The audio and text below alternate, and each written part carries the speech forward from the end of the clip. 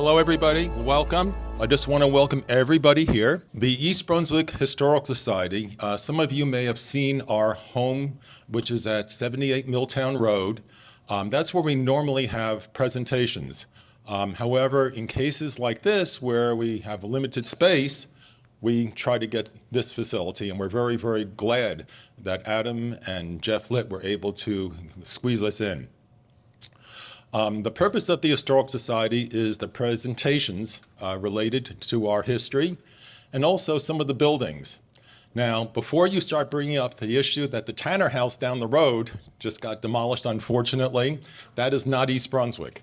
But we are interested in the building structures, and I invite all of you who'd like to become part of the Historical Society to please let us know. Second of all, you also know about many of you know about the museum, which is down in the Historic District. The museum, the primary function is the preservation of artifacts in East Brunswick and the surrounding area. For those of you who don't know where it is, it's at the bottom of Route 18 in the Historic District, and it's right near Old Bridge. But that's separate as far as we're concerned today. The Historical Society does between 3, 4, 5. This year we have 3 presentations this beginning of the year, and we're probably going to have 2 in the second of the year, which we're working on. So you're always welcome, and we also appreciate if you'd like to join us, as well as donations. We do have to pay all of our speakers, so all donations are well appreciated. Today, we invited Bill, who is a member of the Historical Society, to speak. One thing I can tell you is that there's a tremendous amount to be learned from people with knowledge and experience. That brings up our leadership. Today, we're also very glad to have our council president, Mr. McElvoy. And there's also my principal from East Brunswick High School some time ago, Dr. Burnett. Raise your hand. So in addition, we have, of course, without going any further, I want to introduce Bill Neary. At the end of the presentation, there'll be a question and answer. Just don't ask him anything that's embarrassing. Also, the refreshments were provided thanks to Bill and his son. So thank you for that. So I'll turn it over to Bill. Thank you, Larry. I'm not getting paid, by the way, just so you know.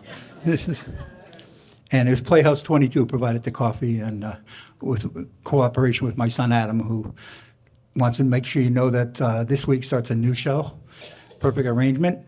If you haven't seen a show in the theater behind us, I encourage you to do that. But I also want to thank all of you for joining us today. The East Brunswick Historical Society hosts so many events that Larry spoke about, and they have such a great job preserving the history of East Brunswick Township.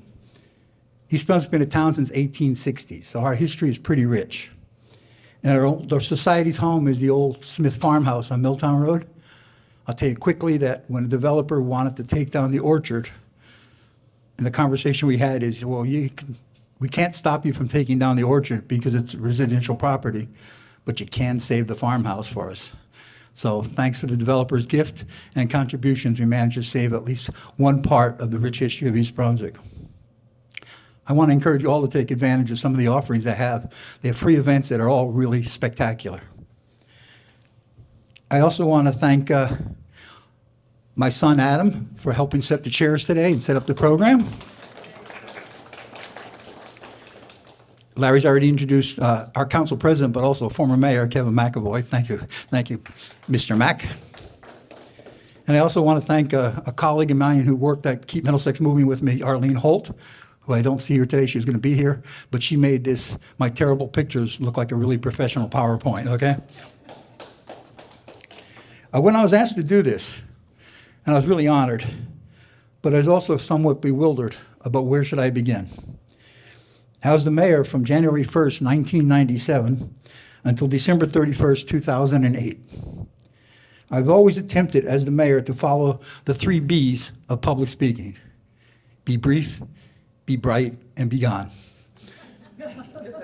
So for today's presentation, I use a different set of 3 B's.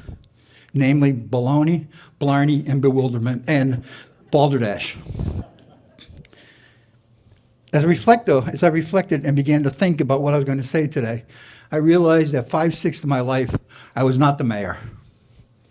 And so I should probably spend some time reflecting on some extremely important events that occurred to me as I developed and grew into adulthood and eventually got to serve as your mayor. Therefore, today's presentation is divided into 3 sections, all of them completely devoid of politics and policies.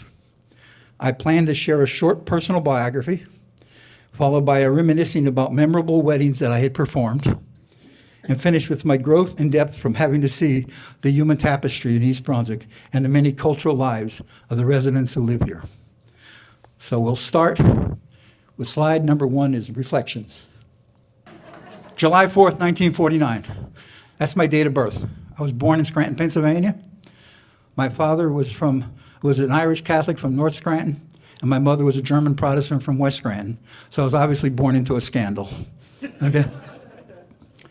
In 1949, my father had come back from World War II and got a job working as a welder in the strip mines as the mines were closing down in Scranton.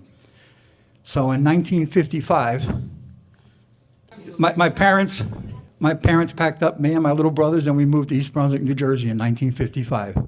They were opening factories, Ford plant, General Motors plant, so they needed welders and they needed some skilled laborers to come here to work in those factories. So we moved to East Brunswick yes, sir. I'm the old guy. I'm the oldest one. I'm the good-looking one. Okay. I didn't have a whole lot more hair then either. You know. We moved to a house on Main Street, which is still there, where I went to first grade. I went to first grade at Bound School. It wasn't Bound Monroe. Mrs. Monroe was my principal, so I went to first grade there. And then for second and third grade, we moved out of that house. That was a rental. We moved to Old Bridge, where I grew up, for second and third grade. Fourth and fifth grade, we moved to Dalston Street, back in East Brunswick. East Brunswick, this is by the Hillsdale Road. As a child, I remember playing in the pond and the farm where Macy's side door is today, and jumping off the sand dunes where the Acura dealership is. We lived there for about 2 years, for fourth and fifth grade, where a man came into our house and said that he won the house in a card game and we had to move. So we moved back to Old Bridge, where I grew up. I went to high school and junior high school in Old Bridge. Attended Madison Township High School. And when I got to run for office the first time, the Spinmeisters, or Larry Sachs, my campaign manager at the time, had decided that it was impossible for a guy from Old Bridge to ever get elected mayor of East Brunswick. So they put out a brochure that said, I attended East Brunswick Public Schools and I moved to East Brunswick in 1955. So it wasn't dishonest, but it was spun the right way, Larry. So I went away, got out of high school, went to college, graduated from college and moved back to Old Bridge. I always told my son, I majored in history. Back then it was easy, there's so much less of it. And I always said I missed the 4.0 by 2 points. I had a 2.0. And I got a job in retailing and worked for a couple of years where I got to meet the most intelligent and beautiful woman I've ever met. And in December 1973, I convinced her to marry me. So we got married on December 8th, 1973. And on December 9th, 1973, we packed up the U-Haul trailer and moved to California. We lived in California for about a year. The lifestyle, the distance, everything else just didn't work. So we moved from California to Pittsburgh because we had friends who moved to Pittsburgh. And in Pittsburgh, I had a job that only paid the same amount of money I got in California, which was an underground coal miner. So I was working as a coal miner for about 3 years. In the mines, every year at Christmas time, we get a free turkey if somebody didn't get killed the year before. So the first 2 years we got turkeys. The third year we didn't. And during that time, our baby was born in 1976. Okay? Then it became real. What am I doing going 500 feet down and 5 miles in every day? And it wasn't the type of job I wanted. And fortunately for me, while I was learning a new job down there, I broke my arm. I considered the best break I ever got. Gave me a chance to put my hand in a cast and move back to New Jersey, where we lived in western New Jersey. And then in 1979, a friend from Old Bridge and my brother-in-law called me up and asked me if I'd be interested in buying a Dairy Queen. So the Dairy Queen on Milltown Road and Riders Lane became our new job and our new business. We lived in Old Bridge for the first couple of years while we developed the business, and eventually bought a house on Grove Street in East Brunswick in 1981, where we live today. It's a nice house, nice yard, nice neighborhood. More work than necessary, right, Barbara? As I was raising my child and growing my business, I got much more involved in the East Brunswick community. I coached soccer and baseball and basketball. I played softball and basketball. I was active with the Chamber of Commerce. So I was doing all kinds of things in the town, not thinking too much beyond how nice it is to live in East Brunswick.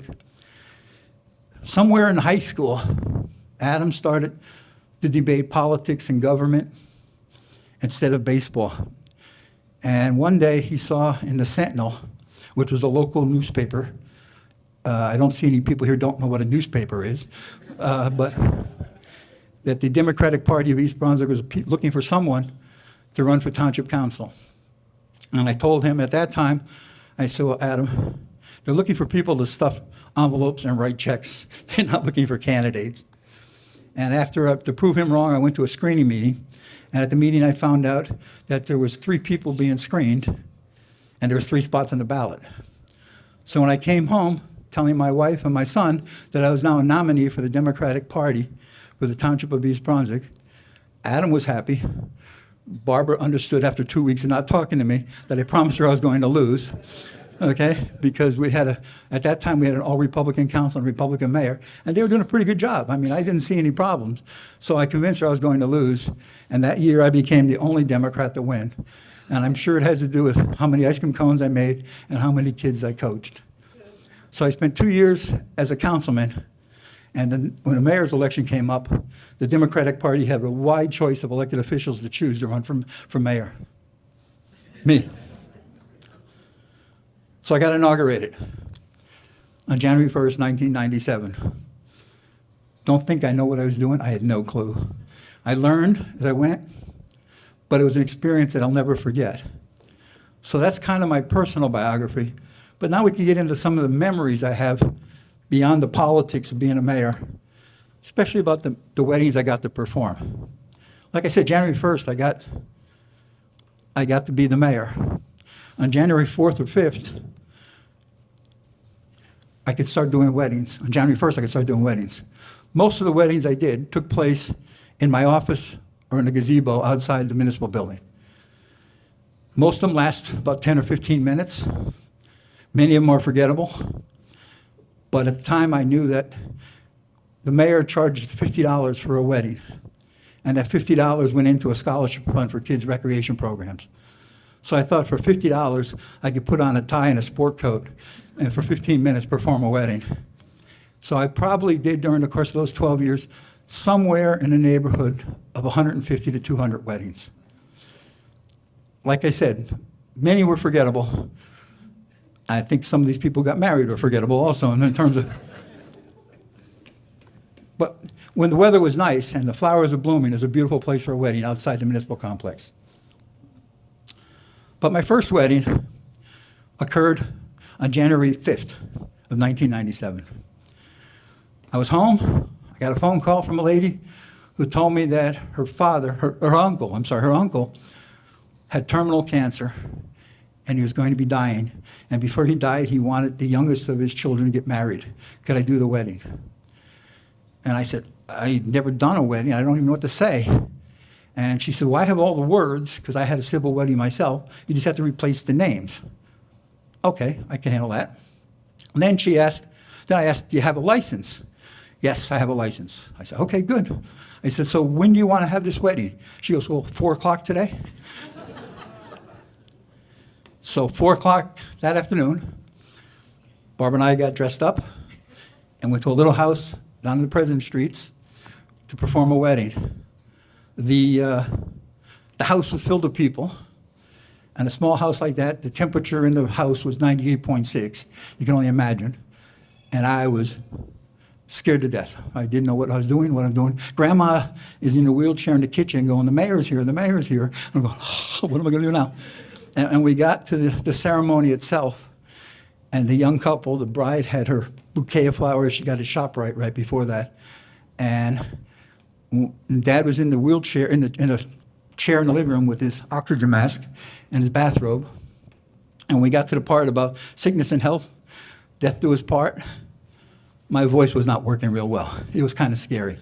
So that first wedding, if I got past that, I figured I could do a lot more. It'd be a lot easier. And unfortunately, the man did pass away the following Thursday. So I'm glad I got that done. But I'll keep skipping ahead too far. Other weddings that are memorable, I did a wedding at Sam's Club. I got the Sam's Club was having a bridal shower type of display. They put a tent up, they had sparkling grape juice and food, and invited all the shoppers to come and enjoy the wedding. So I performed the wedding at Sam's Club. That was memorable. I did a wedding for a couple on Halloween, and they specifically asked for me to wear a mask or something for the wedding, which I didn't do, but everybody else was in costume. It was a crazy kind of wedding there. There was a wedding of a Russian couple where I guess in their tradition is to throw coins along the sidewalk and the steps in the hallway of the municipal building before the wedding. So I had the nice wedding. The people were very nice. The wedding party was very nice. My next meeting after that was with a lady and her little boy who was about 6 or 7 years old. He had picked up all those coins, and his pockets were bulging, and pants kept falling down, okay? So it was also memorable. There was so many of those type of weddings, but also in New Jersey, Asian Indian weddings are not recognized as legal weddings because they don't have anybody ordained in the congregation. So in order to have an official state wedding, state certified wedding in New Jersey, and you're an Indian couple, you need to have a mayor or a judge or somebody in the civil ceremony. And then their wedding party itself starts for breakfast and ends probably midnight or 1 o'clock in the morning, where the party is going on all day long. So I did a great deal of Asian Indian weddings inside people's houses, inside my office, throughout. But sometimes I got invited to weddings. This one took place on the beach in Long Branch. The couple bought Barbara a beautiful sari. I got a very nice shirt. You can't see the gold flecks on the shirt. It was a beautiful wedding. My 10 minutes was really nice, but it started about 8 o'clock in the morning and ended at 2 o'clock the next morning. Unfortunately for that shirt, that and a couple of my suits seem to have shrunk in my closet over the years, so I can't wear it all the time. But that takes us into the third phase, what I want to speak about, which basically was understanding the cultures, the backgrounds, and the history of people who came to East Brunswick to start a new life. The churches that we saw, the synagogues, the mosque, the different houses of worship that we have all make our township something special. I think when I was the mayor, there was, at that time, 34 different types of houses of worship. This church here, the Christ Memorial Lutheran Church, I was a charter member of that church when I was 10 years old. That's our neighbor. I remember as a child, at 10 years old, that our Easter sunrise service took place at the East Brunswick Drive-In. The church wasn't built yet. So we got to, as a member of the child's choir, I got to sit on the roof of the snack bar to sing the songs, the hymns that day, okay? I'm sure those speakers, the people in the cars, really made us sound like the Vienna Boys Choir. We probably sounded really great. St. Bart's is one of the biggest churches, you know. We all know St. Bart's. Monsignor Allegro was one of the leaders of the Clergy Council, who did so much leadership in terms of the ecumenical service we have every year before Thanksgiving, and was truly a leader of a community when 9/11 occurred. And I was the mayor at that time, and we had a candlelight vigil outside the municipal building. The Jehovah's Witnesses are another active group. I will tell you selfishly, and I hope I don't get in trouble for this, but whenever they came to my house, I took out a year's subscription to Watchtower magazine, because I also knew that when they finished talking to people around town, they would come to Dairy Queen for milkshakes and ice cream cones, okay? So it was a good investment. Then Bidmandir, you may not even know where this is. It's off of Riva Avenue, first coming out of Milltown. We always heard stories that that Madonna, the famous singer, actually attended there a couple times. So it's back in the woods, very beautiful facility. The Church of the Latter-day Saints, once again, shows some of the diversity of our town. Young Israel. Young Israel was, the congregation, I think, put some additional pressure on Rabbi Wasser to make me at least the first or maybe the only kosher Dairy Queen in America, okay? I remember the only thing we had that was not kosher was those Nerds candy, okay? So if we want to have a Nerd Blizzard, you couldn't get it at my Dairy Queen. You had to go some other Dairy Queen for. This is the Lighthouse Christian Church. It's on Hardenberg Lane. I was invited there for a ceremony one day, and I thought this is going to be a very conservative type of program.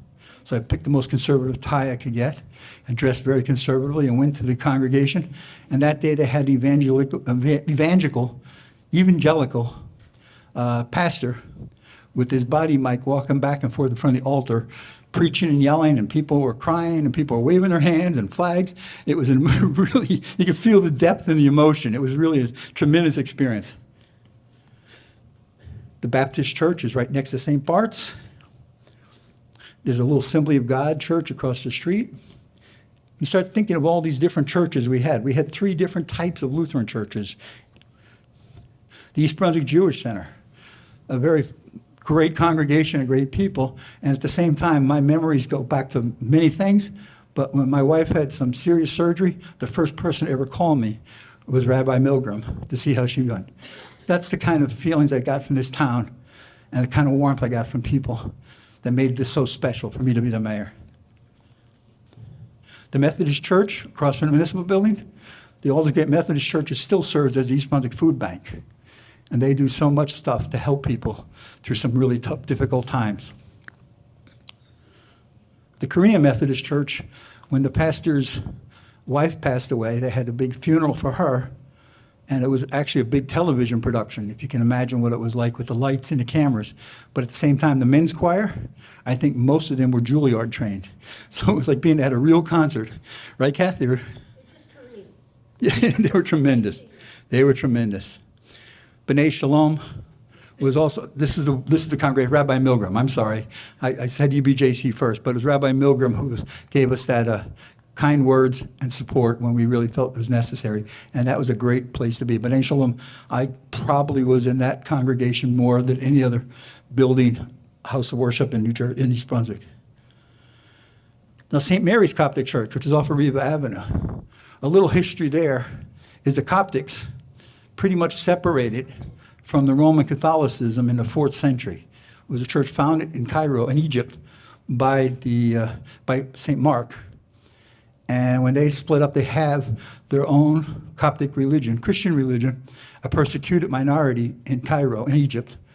And at the same time, they've had their own pope. They've had a pope for all these centuries, 17, 18 centuries. Well, when the Pope, Shenouda, came to East Brunswick, my wife and I were invited, and we went to the church. It was literally filled with people on both sides of the aisle. The fire marshal, I'm glad, wasn't called that night because it was really an emotional night. And a little while later, the Pope came in, followed by bishops and cardinals. Now, Pope Shenouda was maybe 5'5", 5'6". He had a beard that probably went halfway down, about 2 or 3 feet long, and a hat that was 2 or 3 feet high.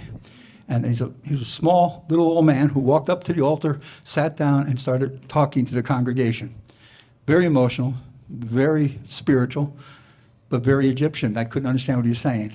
And the man sitting next to me was translating everything. My wife was sitting next to the ambassador from Egypt. So you can just imagine the kind of mood when people would go up to the altar and pay their respects, one at a time. Then it was my turn. I didn't know what to do exactly, but I went up there, gave a little bow, said, Your Holiness, welcome to East Brunswick. And he looks up at me and he says, thank you, I love coming to East Brunswick, it's a great town. I was not ready for that. I'm telling you, I almost fell over backwards. Nobody told me he spoke English, okay? I didn't know that, and I didn't expect that. And when I got back to my seat and I said to the man who was translating, I said, you didn't tell me he spoke English. He says, he speaks like 6 languages fluently. He was a professor, a college professor in World War II, I didn't know any of those type of things. So I was kind of embarrassed that my reaction could have been so bad, you know. But at the same time, that congregation is also a great congregation in East Brunswick and part of our diversity. There's another picture of St. Mary's. It's a beautiful building, by the way. And they have a community center next to it. It's really great. The Al-Masjid Al-Zani. My friends are here today from there. The stories I want to talk about, this is a final part of the depth of East Brunswick, was when I met many of the leaders of the congregation at the imam's house before the congregation ever started building the structure. We had nice conversations, we had a nice dinner. I learned all about these great people, the things they're doing, and how they want to build this edifice that's going to be really a monument. They explained at that time that the goal, they were sent from India to pick a tolerant and diverse community somewhere between Washington and Boston that's visible from the turnpike. We're perfect. We fit that spot. So we went ahead with some of the plans, and several months later, the architects, engineers, and attorneys all came to meet in the office with our planners and our engineers and our attorneys. And we started talking about building this structure. We learned that our code book basically says the number of seats in your building must correspond to the number of parking spaces you have in your parking lot, which makes sense in a lot of ways, except a mosque doesn't have any seats. We said, oh, you're right, it doesn't have any seats. So we had to measure the prayer mats, 3x5 prayer mat, see how many people could fit on the prayer mats. And that's how we decided to do that. Then the next question was, our code book said you can't build a building 35 feet high in a residential zone. And this was going to have a minaret that was going to be 65 feet high, if I remember, and facing Mecca. And when we said, well, 35 feet is our limit, and their attorney said, well, exactly, what's your code on how high the steeples can go? I said, very interesting. So we worked together. We got it built a little shorter. They agreed not to have the call to prayer to bother neighbors in mornings. And the building is beautiful. But I think what I learned from that more than anything else is our Western culture that I grew up in is only a part of the world. There's so much other parts of the world that fit fortunately into our community, and at the same time fits into the world, into the earth. And not knowing how these things happen, I learned the depth of other cultures and the religious experiences and the spiritual experiences of people who are devout in so many different ways and so many different religions. So I think that made East Brunswick even more special for me. So in closing, that's what I want to finish with, sharing my memories about one of the most rewarding times in my professional life, and what a pleasure it was. I know I became a much better educated person, and I also had the feeling of knowing the full weight of democracy on my shoulders throughout my term. But René Descartes, the 17th century philosopher, once said that for a life to be well lived, one should always cultivate one's own garden. I had always interpreted that to mean that I should give a special attention and appreciation to my family, friends, and loved ones. But having the opportunity to serve as your mayor, I also learned that the community is my garden. And by this cultivation, I truly realized and understood that community is actually just a common unity. So thank you. Questions, anybody? When are you going to have an explanation for yourself? I'm never going to do it. Don't worry. I've done it. Been there, done that. I don't think you can ever go back to that again. But thank you for the compliment. I appreciate it. I found it fascinating. But I also look back, and Mayor McAvoy will tell you how nice it is to have the good memories and how easy it is to forget the bad ones. Okay? I also know that when people talked about the stress of being the mayor, you must be so stressed. I have always explained to them that you really don't know what stress is until you try to feed your family by selling ice cream cones in January, okay? So this wasn't all that stressful. Larry. Can you share with us, modesty aside, some of your accomplishments that you're most proud of? We weren't going to talk politics or policy, but I will tell you what I'm most proud of. I think the goal for when I ran for office the first time was watching East Brunswick get developed on every corner and every plot of land. Like I said, in 1955, my parents moved here. There was 5,000 people in East Brunswick. Our master plan at that time had full growth of 74,000 people. And when I got elected, we had about 47,000 people. And I started looking at the master plan, looking at the laws and learning, and I wanted to save and preserve open spaces. That was my goal, to stop some of the development. I'm proud to say, of the 7 working farms that were in East Brunswick when I took office, 6 of them are not developed, okay? So we saved them. A couple stories about that, of course, is this piece of property here, Heavenly Farms, is 186 acres. You see some of it here, the soccer fields over there, the new, what's it called, pitch for cricket is over there. The dog park is over there. So we first purchased this, and we purchased this property for $12 million. The state gave us $6 million, the county gave us $4 million, and your open space tax spent $2 million. So it didn't raise taxes to buy this property, which I'm proud of also. But when we first got this property, and nobody knew where it was, it's on the South Brunswick border, we were concerned that nobody knew about this part of town. And I got a call from our state assemblywoman, Barbara Bono, who said that she had what they call Christmas tree money to spend to try and serve her constituents with special things. She had about $175,000. Is there something we could do? And I said, a dog park. We could build a dog park for $175,000. So we put the dog park in over there, knowing there was 5,000 East Brunswick residents had dogs. And there was an assemblyman, whose name I won't say, but he's from Morris County, who had something called the Stinky Fish Awards that he wrote in his newsletter every month. And East Brunswick got a Stinky Fish Award for using state tax dollars to build a dog park. So a month or 2 later, I had to be in Trenton for some kind of testimony. And I knew he was going to be there. And I went up to him and said, Assemblyman, I want to introduce myself. I'm Mayor of East Brunswick. And I see we got the Stinky Fish Award.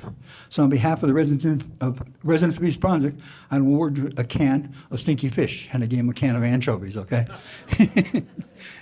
He said at that time, he says, I have to tell you how embarrassing I am that my own hometown is beating me up because we're using property taxes to build a dog park, and you got it from the state. That's even better. So the next month, his Stinky Fish Award was retracted, so he took that away. But this property is the largest undeveloped piece of land in East Brunswick.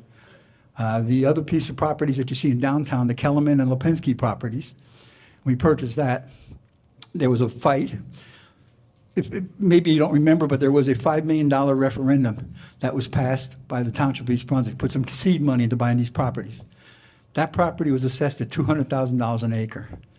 And many in the state kept saying I could buy farms in Salem County for $1,000 an acre. Why would I want to spend $200,000 an acre in East Brunswick? And I had to keep convincing them it's the quality, not the quantity of the open space. The 30 acres that we have in downtown is more valuable than 300 acres in Salem County. So we managed to buy that. And old Mr. Kellerman, the farmer, we gave him a check for $5.4 million. And he signed the papers. And I said to him, Kelly, why don't you and your wife have a nice vacation now? Go to Hawaii. And he says, I've been to Hawaii. After the war, we took the mines out of the harbor. I said, that's not what I had in mind when you buy. Any other questions? Can you share some of your challenges of balancing your family life and the public office you were having and business you were running? I'm lucky that I have a head that's fat enough to wear a couple hats, okay? And to answer the family life balance and everything else, I probably have to pass the microphone back to my bride back there, okay? Because it wasn't always an even balance. It was always difficult. There was times where I'll be home for dinner, then I wasn't home for dinner. There are times we had family things to do that I couldn't go to. The business, I couldn't really spend any time at my Dairy Queen because if I was waiting on customers at the Dairy Queen for a $1.25 ice cream cone, I'd have to hear about high taxes and the potholes not being fixed. And it would take an hour of an ice cream cone. So the balance was always difficult. Maybe that's what I was talking about, some of the times that I forgot that were difficult. The rewards were there, and when you look back at it, I'm really glad I did it. I mean, if I didn't have a chance to do it, I wouldn't get to see all you people today and do this. So it was a nice time. We're okay? Well, thank you all for coming. I really appreciate it. Thank you, Mayor Neary, for your comments. And I'm Howard Schmidt from the Historical Society. I just want to say that if it wasn't for Mayor Neary, we wouldn't have the Historical Society building, which most of you know is at 78 Milltown Road. It's the old L.J. Smith farmhouse. It's one of the oldest, if not the oldest structure that's still in use in East Brunswick. It was built in 1860. And actually, many people come over just to look at our building. We'd like them to come over to join, but we welcome people who want to visit, because the building, of course, most people don't know this, the building was lived in until 1964. And Smiths had a big family, and family finally gave it up in 1964. And because of the mayor, when that area over there was developed with Apple Ridge housing development, property became available, and the mayor helped our then president, which was Estelle Goldsmith, secure that property as a home for the East Brunswick Historical Society. Most towns don't have a historical society. Some do. There's some very prominent ones. We're proud of the one we have, and we're proud of the museum, which is on the other end of the town. So, I urge you to come over, visit us. If you're interested in joining, we would love to have you. It's a great organization. We do a lot of good things. We provide a lot of information, educational programming. We also get into historic preservation.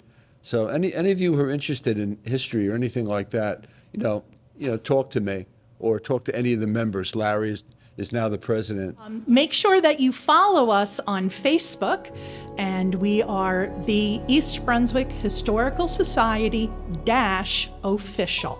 And on that Facebook page, we make sure to post all of our events and information about early East Brunswick. Thank you so much.